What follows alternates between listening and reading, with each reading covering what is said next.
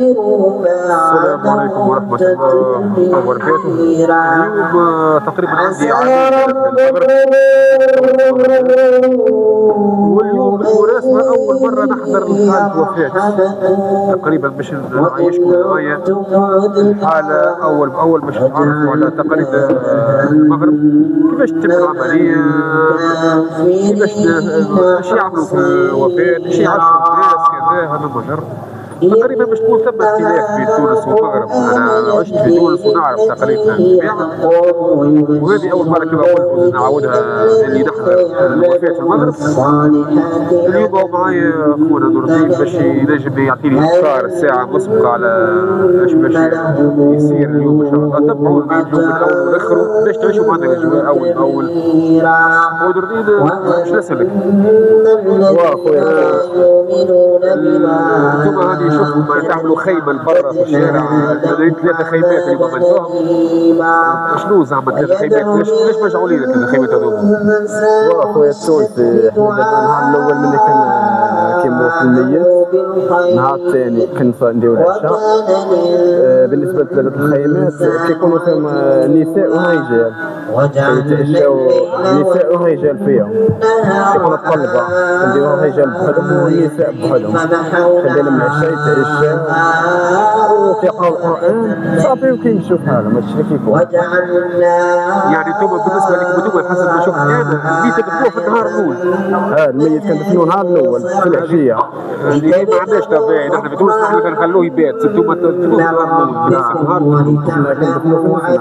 الا مات بالليل هذا الصباح هذاك يدفنوه. وتعملوا اللي شفت انا البارح، حسب شفت البارح انا، بما انه النهار الثاني الناس تتعشى في النهار الاول وتتعشى في النهار الثاني. بالنسبه للعشاء كيكون كيجيبوا الناس كيجيبوا الماكله من عندهم، كيجيبوا الغداء على حساب الجيران اللي تجي النهار الاول. هو العشاء تم النهار الاخر كيتحسب ليه العشاء ديالو. ايوا معقول. نحن خاطر في تونس التقاليد ديالنا تكون انه العشاء يجي في النهار الثالث ونسموه الفرق، يعني الناس تتفرق فيه. يعطوا مجال للناس البعاد باش تجي وتحضر وتتعشى وتحضر عاد فينا. احنا نجيو في النهار الثاني ما تجوش في النهار الاول يبات. انتم ما يباتش، هو راهو انتم اصح منا لا محاله، هو واجب البيت يحضر. لا بالنسبه لك يدفنوا النهار الاول ما كيموت. إلا مات بالليل في الصباح هذاك يدفنوه.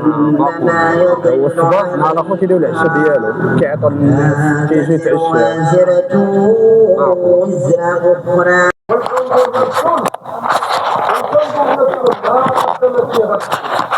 هنا كما نشوفوا مع بعضنا في الوفاة يجيبوا مجموعة من المشايخ يقروا ما تيسر من القرآن، ويعطي واحد منهم كلمة يعظ الناس بها كما نشوفوا. كيفنا نحن تقريبا، اما شنو هم فاش زايدين هنا عندهم اللي باف باش حتى ما حضرش يسمع الموعظة هذه والقرآن، يعني باش يتعظ. هذا ما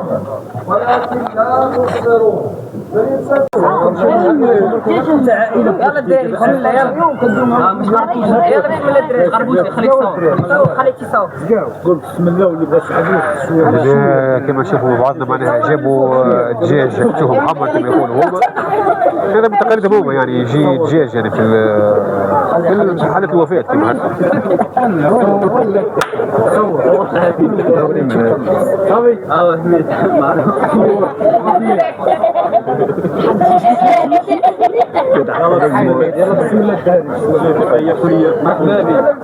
مرحبا بكم.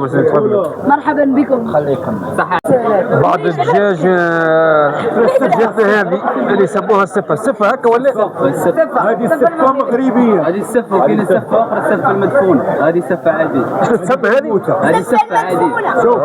شوف هذه ديال الموت، هذه المناسبة كنديرها في الأفراح في الموتى صافي. من بعد هاي